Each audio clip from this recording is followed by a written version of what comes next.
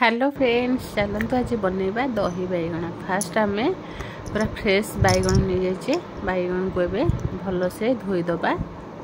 भल कि बैगण को धोई सारापर आम एमती बैगण को चारि फाड़ करके काटी देचे। काटिकी ताको पानी रे आम पकई देचे। एमती पूरा भल से बैगण को काटिदबा। काटी देकरी ताको पानी रे पकईदबा। एमती पानी पकईकी धोई सारापर ए गोटे कढ़ई आम तेल गरम करदे बैगण को आम सब छाणीदबा। पूरा पूरा फ्रेश बैगण आम एमती बैगण को छाणी सारापर आउ गोटे पटे आम दही की नहीं जावा। दही की गोलिकी रखीदबा। ए दही की आम 1 कप नहीं जाइए। दही 1 कप को एबे हम ताको भल से फेंटी दबा। दही के भल से फेंटी साइला परे आम एबे गोटे स्पून आम ब्लैक सॉल्ट दबा। एबे आम स्वाद अनुसार लंका रेड चिली पाउडर गोटे स्पून देके ताको भल से मिसई दबा। एबे आम गोटे स्पून चीनी दबा। चीनी देकी टिके गोली दबा पानी देकी। एबे हमर बैगण छणा अधा हो जाइए। एमती आम बैगण को पूरा गोल्डन ब्राउन कलर करके भल से छाणीबा। एबे आम दही बैगण पाई जीरा लंका गुंड प्रस्तुत करवा। आम 4-5टा सुखिला लंका गोटे स्पून जीरा पकईकरी ताको टिके भल से भाजी दबा। दर भजा जीरा आमर हो गला परे एबे आमे काढ़ी दबा।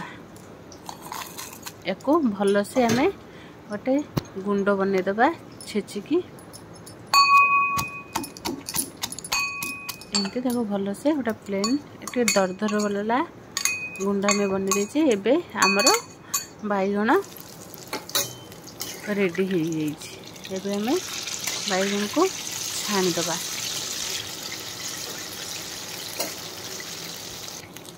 एबे हमर बैगण हो जाइए। एबे ताको गोटे टिश्यू पेपर को बैगण को काटी दबा। बहुत सुंदर मजे बैगण हमर रेड और ब्राउन कलर हो जाइए। एबे हमें टिश्यू पेपर को काटी दबा। काढ़ी देकी बैगण को रखीदबा। टिश्यू रखिले तार तेल सब बाहरी आसो।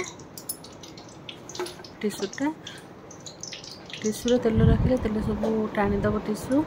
एबे आम दही की जो गोले की रखिथिबा एबे सब बैगण को ता देहरे आम डुबई दबा। बैगण को एमती बैगण को ठंडा करके दही रे पकेबे। गरम करी पकेबना दही छिड़ी जीव। एमती बैगण को भल से आम डुबई दबा दही सहित। दही टिके भल से भेदी गले बैगण जमती दही।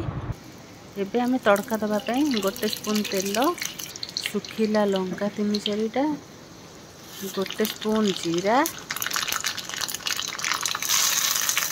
किसी भुर्संग पत्र आ आधा स्पून आम हिंगु पकईकी तड़का दबा। बैगण भंडा हो आम तड़का दौचे। एमती आम तड़का देदेले देखो बैगण बहुत सुंदर हो। दही बैगण जहाँ सहित खाइब बहुत टेस्ट। एबे हमर छुंक बहुत सुंदर देखा जाउची। एबे आमे छेचिकी रखिथिबा जीरा लंका गुंड को दे देकी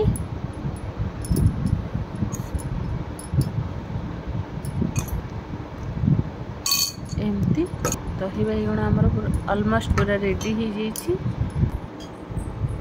देखो बहुत सुंदर देखा जाउची दही बैगण। कलर भी बहुत बढ़िया आसी। एमती दही बैगण निश्चय करेंगे।